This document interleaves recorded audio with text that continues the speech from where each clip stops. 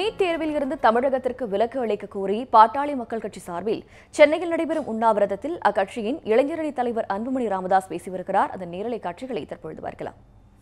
நான் எப்படி எழுதுவேன் அதே போன்றுதான் இந்த நீட் தேர்வு முழுமையிலும் சிபிஎஸ்இ பாடத்திட்டத்தில் கேட்கப்பட்ட கேள்விகள். இந்த தேர்வு நம்முடைய பிள்ளைகள் சமச்சீர் பாடத்திட்டத்தில் படித்த பிள்ளைகள். சமச்சீர் கல்விக்கும் சிபிஎஸ்இ கல்விக்கும் சம்பந்தமே கிடையாது. அது சிபிஎஸ்இ வேறு தரம், சமச்சீர் வேறு தரம்.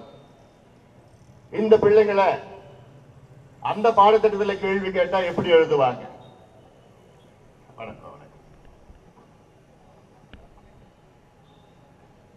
அதனால் ஒரு தேர்வு என்பது எல்லாத்திற்கும் சமமாக நடத்தப்பட வேண்டும்.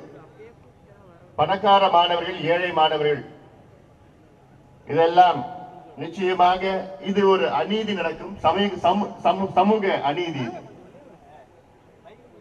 தமிழ்நாட்டில் 1984 ப்ரொஃபஷனல் என்ட்ரன்ஸ் எக்ஸாம் அதை கொண்டு வந்தார்கள். அப்போ கொண்டு வந்த நேரத்தில் அப்பொழுது பாத்தீங்கன்னா அதுவும் தமிழ்நாடு பாடத்திட்டத்தில் தான் கேட்கப்பட்ட கேள்விகள். நுழைவுத் தேர்வு வந்தது அப்பதான் முதலாக 84. தமிழ்நாட்டில் பாடத்திட்டத்தில் பங்கு பெற்ற அந்த கிராமப்புற மாணவர்கள் அந்த நுழைவுத் தேர்வில் எத்தனை பேர் தேர்வு பெற்றாங்க? கிராமப்புற மாணவர்கள் வெறும் 15 விழுக்காடு தான். 15 விழுக்காடு கிராமப்புற மாணவர்கள் தான் தமிழ்நாடு பாடத்திட்டத்தில் நடத்த அந்த நுழைவுத் தேர்வில் தேர்வு பெற்றார்கள். 85 விழுக்காடு நகர்ப்புறத்தில் உள்ள மாணவர்கள் தான் தேர்வு பெற்றார்கள். அது வந்து தமிழ்நாடு பாடத்திட்டத்தில். ஆனால் இது நீட் மத்திய அரசு பாடத்திட்டம், சிபிஎஸ்இ பாடத்திட்டத்தில் கேட்ட கேள்விகள்ல எத்தனை பேர் இப்போ தேர்வு பண்ண போறாங்கன்னு இப்போ நான் வர வாரத்தில் தெரியும். என்னுடைய கணிப்பு என்னன்னு தெரியுமா? 3377 இடங்கள் அரசு மருத்துவத்துறையில இருக்கிறது. மருத்துவ இடங்கள் இருக்கிறது அரசு துறையில.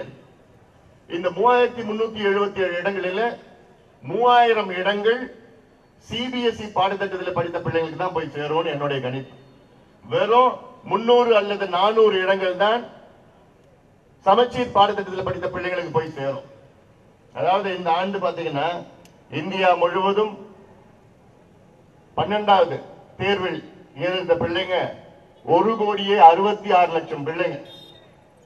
1,66,00,000 மாணவர்களில் வெறும் 10 லட்சம் மாணவர்கள் தான் சிபிஎஸ்இ பாடத்திட்டத்தில் தேர்வு எழுதுகின்றார்கள். வெறும் 10 லட்சம்.